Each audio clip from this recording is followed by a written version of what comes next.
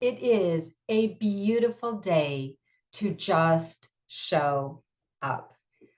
Hi, everyone. Yvonne Heath here, nurse turned author, speaker, and changemaker, and your host.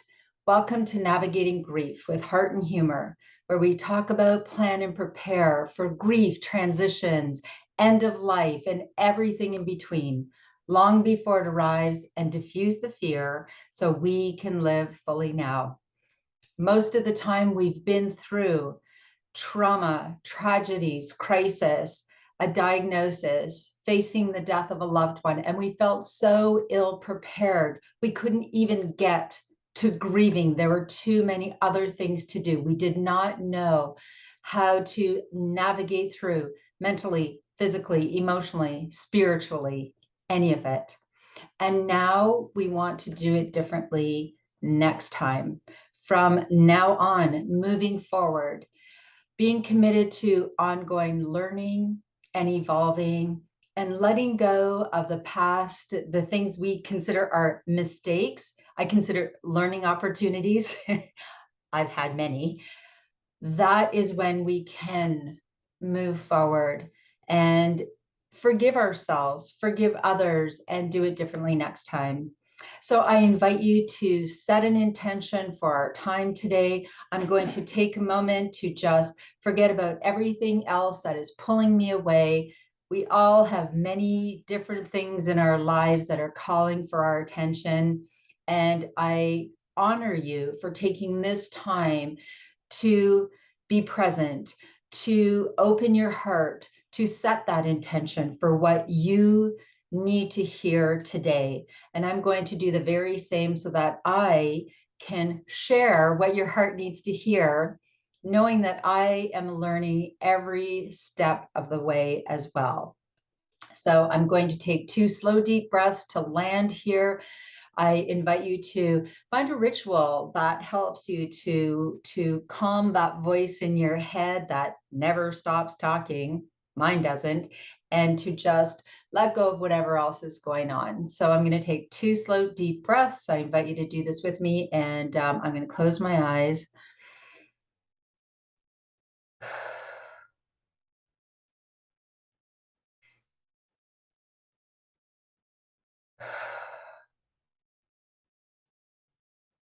Just always amazes me how more centered and more grounded that helps me to feel. And so let's get started. So for the many past episodes, several episodes, I have been sharing wisdom from my book, Love Your Life to Death. And in this book, there are incredible stories from most extraordinary, regular people who have chosen to share their stories with me, with you. Many of them are very painful stories, and there's just something incredible to learn from all of them. And so I will be forever grateful for the wisdom, the vulnerability, and the courage to share those stories. And sometimes those stories are shared because there was a wonderful outcome through life, grief, and everything in between. And other times it was learning through pain and fear and staying in that place and wanting to do it differently next time and help others do the same. And so it's been as life is, right? It's a roller coaster. Grief and joy, happiness, sadness. It's about living life to the fullest, not ignoring our mortality. We need to stop pretending that that we all die of old age and we always know when this is going to happen. That death, it's interesting because I just read one of my quotes that said, is there really such thing as an unexpected death? And many people get very defensive, right? Well, of course, we didn't expect this to happen at this time. This person was so young, or it was an accident, something that they did not see coming, or even when someone dies by suicide and they seem to be so happy. And here's the thing, we do not always know what is going on inside mentally, physically, emotionally, spiritually, or financially. That devastates many people. And we do not always know what is just around the corner. If there is an accident, something just a fluke, something I just heard of someone that I know is an avid swimmer and lived on a lake and they drowned. I have no idea how that anyone would think that is possible. And they were much younger than me. These things happen. And so death, death is always expected. What is not expected is an accident or someone who dies young. Yes, that's right. And yet, if we can accept that this is also part of our journey, we do not have to like it. We do not have to like it.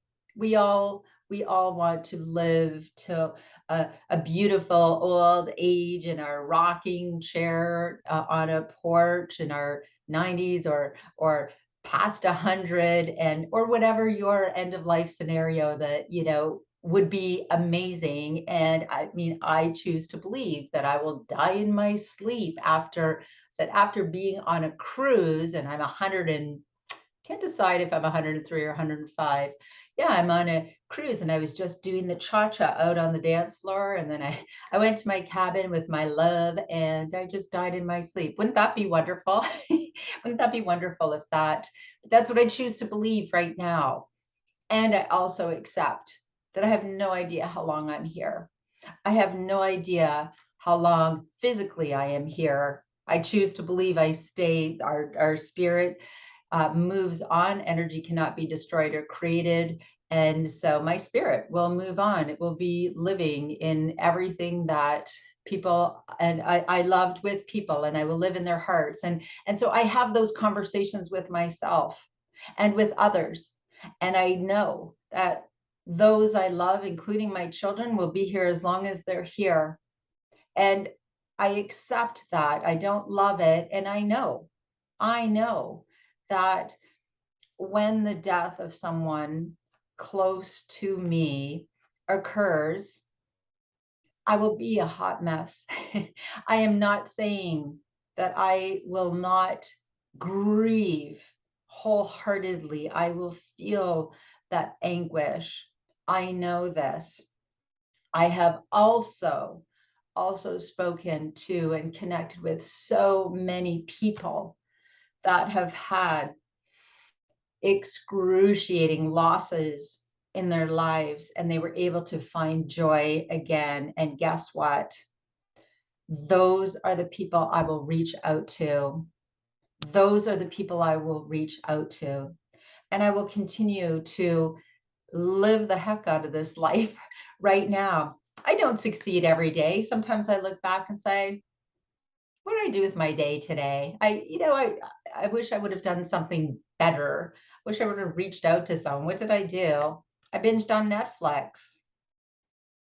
There's my confession. Sometimes I do that. I just check out and I know I could be doing something differently. So our wonderful imperfect life is the one that we have right now and the one that we need to make the very most of.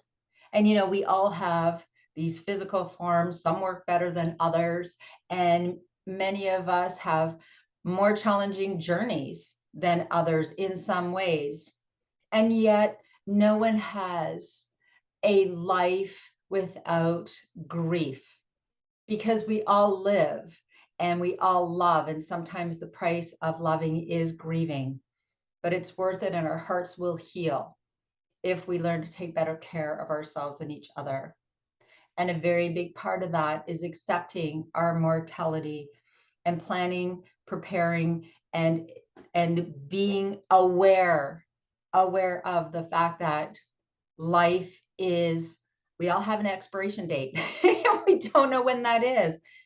Bring a little humor in it, whatever you can, because it's already serious enough. So the conversations have been about living life to the fullest and beautiful journeys through end of life, heartwarming, heart-wrenching. And this chapter 10, choosing your end of life scenario, this is all about really showing what the end of life can really be like, with people who are ill prepared, families who are ill-prepared, healthcare professionals, and living in fear, fighting what is, resisting, or talking about planning and preparing, educating ourselves along the way, acknowledging and allowing all feelings, and moving forward no matter what the outcome. In this chapter, I shared some comparisons. I'm just going to put this down because I don't need to read this. I will just share. These are scenarios that I have seen over and over and over in my personal life, but certainly in my career more than anywhere. In my over 15 plus years working in chemotherapy clinics, where you have the same scenario, the same prognosis, meaning that the outcome is going to be that someone's life is coming to an end. There is no more cure. And I have seen both of these scenarios time and time again. So I shared a scenario of grandma. Grandma whose husband died years before, and no one's ever really talked about how she felt. And when grandpa died, you know, it was just hush hush, and you showed up at the funeral, you got through, and you gave your I'm sorry condolences and moved forward. And then grandma, nobody knew really what she would have wished for her end of life, and nobody ever talked about downsizing, decluttering, any of those things. And of course, no one was proactive, right? Deny, deny, deny, suffer and repeat. And it's incredible, right? Because with the scenario with grandpa, it was the same, and nobody knew what he wanted and his wishes, and grandma was devastated, and we just didn't know how to support her. And yet here they were about to repeat the same thing. And he talked about how grandma suddenly, or slowly, but it seems sudden, you know, when a journey of dementia or Alzheimer's begins and people start to realize, you know, maybe they're not making the right decisions, maybe they're not remembering people, and there's that's a whole journey of grief, just anguish, because someone is slowly, it's like they're disintegrating, slowly dying, and you're watching helplessly. And so knowing these families, and everyone has different ideas of what should happen with grandma, and then she ends up in the hospital, and this family, this wonderful family who's always been tight knit, you know, I've heard people say, oh, that would never happen to my family. And I promise you that grief and fear change people, especially when we are ill prepared. And so this grandma ends up in the hospital after a fall. This side of the family thinks she should be on life support forever. This side doesn't. And there's arguing and fighting and fear, and children aren't able to visit because she's in an intensive care. So no one's really talking to the children, and they become the forgotten grievers, right? Oh, you know, we'll deal with the kids later. And there's anguish. Now, then on a sidebar, this son who wants to do everything for his mother, but sister and other brother and everybody's arguing, and he's having chest pain, but he's ignoring it because he's too busy taking care of his mom. Do you see how this is spiraling? This is spiraling because no one has had the conversation before. No one has had that brave talk. What do you believe about life and death? Let's normalize these conversations. Let's talk about it throughout life, so that when there is a diagnosis or dementia sets in and it's too late, we've already had all these conversations, and they're never a one-time conversation, they're ongoing. But this never happened in this family. And so when grandma's on life support and there's tubes and everything, and the grandchildren don't ever see her again, they're not really sure what happened, and all these adults are fighting, and then grandma dies after she's been a full code, which means they will do CPR for heart stops. And that happened, and they broke ribs, and she was kept alive, not living. There's a difference. She had a pulse. Her heart was beating, but she had no life. She had no quality of life. She was never going to live on her own with a big fat cat again. And so she died in anguish. This family's fractured beyond repair. And guess what? The son, who's been ignoring his chest pain, has a heart attack. And it goes on and on and on. And then, of course, there's fighting about trinkets and belongings and who should get what, and you helped more and you didn't do enough, and so on and so on and so on. These scenarios I have witnessed over and over and over again, over and over and over again, personally, professionally. My family and friends have talked about them. People who are visiting a sister and they haven't spoken to them in years because they had a falling out before about the death of a loved one. This is a common scenario and avoidable. That is the saddest part of all that I do. We create our own excessive suffering by avoiding these conversations, by understanding how we can grieve and find joy in our lives again, how we can talk about, plan, and prepare for end of life. And if there are agreements or disagreements to be had, let's have them. Let's talk about the elephant in the room. Who gets mom's favorite ring? Well, why should you get it? Why should you get it? Let's have this conversation. And, in those conversations, I invite everyone to realize that we take the memories with us. We don't always need to hold on to the physical thing. And if there is a great big fight about one ring and there are 3 people who want it, give it to somebody else. Honestly, or whatever it may be, we need to think about the damage.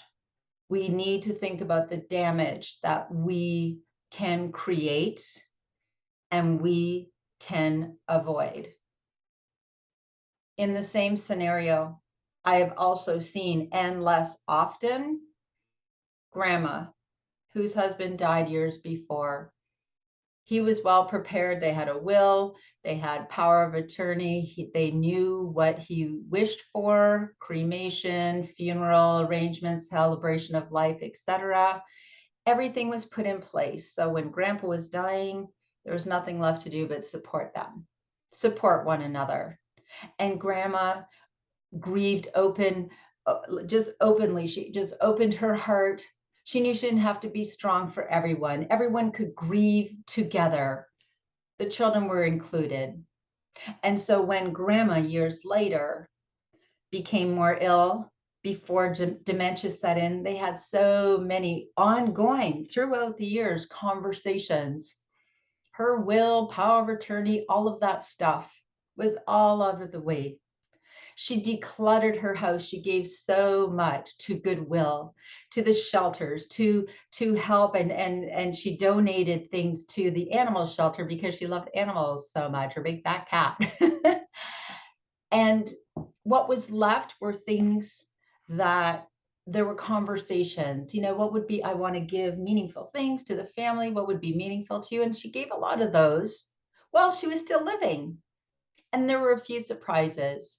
And everybody was in a better place about, if Susan gets this ring and I get this necklace, how wonderful.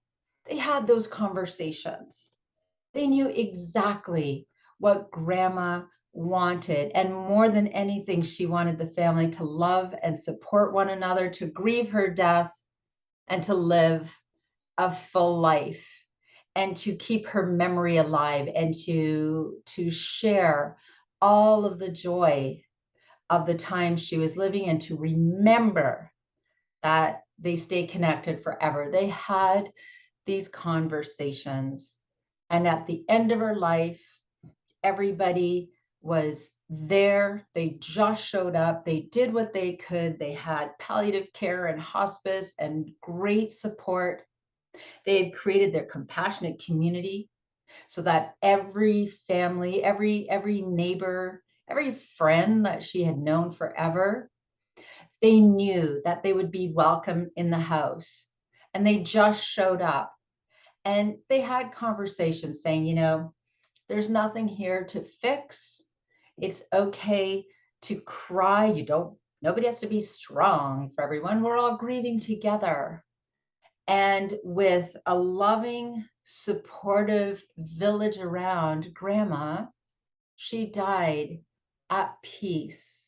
And everyone knew in that moment there was no rush. They just took that time. They all cried together and they loved one another. And when they had her funeral and celebration of life, a place to grieve and celebrate, grief and joy, right? It was a wonderful, beautiful celebration of a life well lived. And the family were bonded even closer, knowing that the greatest thing they could do for their mother, for their grandmother, is to love life and keep her memory alive and in their hearts and speak to her whenever they wanted to speak to her. These are the two scenarios that, again, I have witnessed the latter. I have been a part of these celebrations and it's been extraordinary. And sadly, the fighting and fractured families and being ill prepared has been more common. And here's the thing. We do not get to choose our time of death. We can prepare as great as we can and live our lives fully and take good care of ourselves. We don't know. We don't know what our end will be. I choose to believe I will be here for many more decades and do my great work and love my life, and so will the people I love. I choose to live my life fully, not in denial, but in just living and loving now. I'm not going to start loving my life when this happens. I'm not going to start mending relationships if this occurs. I'm going to work at this throughout my life. And I will tell you, I have seen the same scenarios with very young people who are dying. Young people who are just so bitter, and I get it. Of course I get it. My goodness. Dying in your 20s or 30s. I mean, they're talk about so much resentment and fear and grief and regret and all of those things. And yet I've also seen young people allow their grief, allow their pain, and then say, now what? And they chose to live their life so fully now, to live their life as best they could, as fully as they could, to create as many memories as they could, no matter what age they were. And of course, when people die young, as you know, we all want everyone to live till they're 100. So if somebody dies in their 20s or 30s, we feel like, oh, there's so much more, many layers, right? Oh, they didn't live a full life. These are all the things that they aren't going to get to do. These are all the things we're not going to do together. There's a lot more layers of grief. So what does that mean? We need to do even more to support one another, to find that acceptance and to believe, find your belief about life and death. I choose to believe or accept that we are all here as long as we're here. And however long that is how long our life was meant to be. I don't know why. I do not ask why. If we get mired in why, we will just stay in bitterness, right? I have met people who died in their 20s and they lived a really big life in those couple of decades.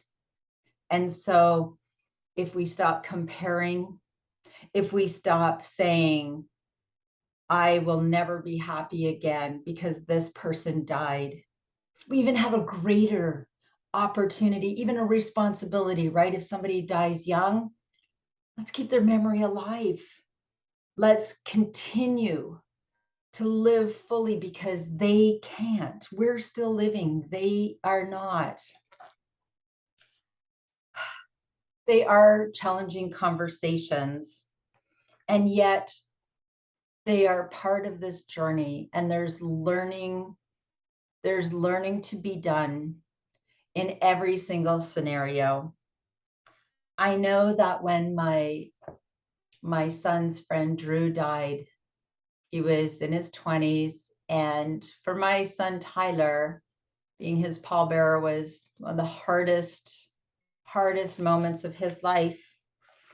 And this was a couple of years ago, and to this day, every now and again, I hear a message that Tyler shares on Instagram saying he heard a song that reminded him of his friend Drew. He says, "Hey, buddy, you're my brother and you always will be. And I love you and I miss you every single day. I'm following the adventure," because Drew had a tattoo, "Follow the adventure." These are the things we get to do. We do not always get to choose our scenario. Wouldn't it be wise to talk about, plan, and prepare so we can get to grieving when it happens, especially since we don't know exactly when that is?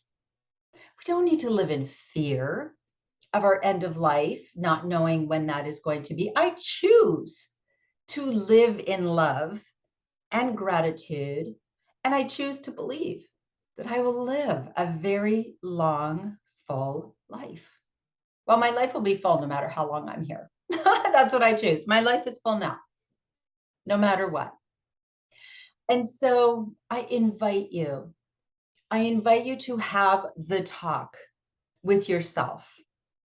What can you do to diffuse your fear? What can you do to live fully now and plan your end of life? Teach by example. And then, elephant in the room, have those talks with others whose death will impact you, that you will have a say, that things that you can avoid.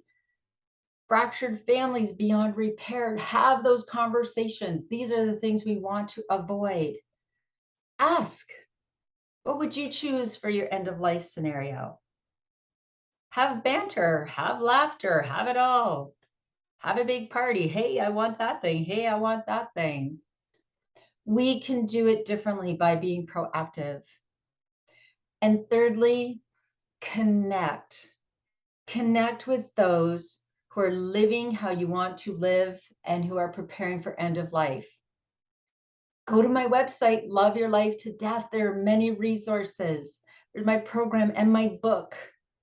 And be a part of the I Just Showed Up movement, teaching people how to just show up for themselves and others so they are empowered and resilient when grief arrives.